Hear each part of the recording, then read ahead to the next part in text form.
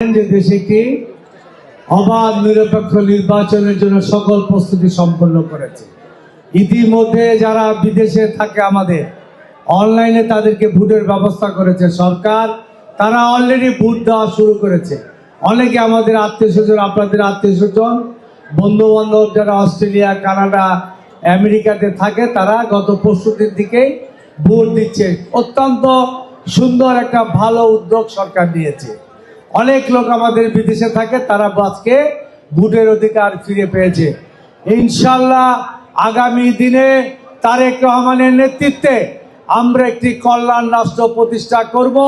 সেখানে ভোটের অধিকার থাকবে, আইনের শাসন থাকবে, মানবাধিকার থাকবে, আপনি স্বাধীনভাবে চলাফেরা করতে পারবেন এবং মানুষের জন্য, বিশেষ করে মহিলাদের জন্য ফ্যামিলি কার্ড, স্বাস্থ্যের জন্য হেলথ কার্ড, বয়স্ক ভাতা, বিধবা ভাতা, আপনার মেয়েদের জন্য ইন্টারমিডিয়েট পর্যন্ত লেখাপড়া ফ্রি এবং প্রাইমারি সেকশনে খাদ্যের বিনিময়ে শিক্ষা কর্মসূচি বাস্তবায়ন করে দেশকে এগিয়ে নিয়ে যাবে ইনশাল্লাহ। আমরা বিশ্বাস করি তারেক রহমানের নেতৃত্বে আগামী বাংলাদেশ হবে অবাধ এবং কল্যাণ রাষ্ট্র, উন্নত রাষ্ট্র, সকলে বৈষম্যহীন হবে, আমরা সেখানে বসবাস করতে পারবো। ধন্যবাদ সকলকে।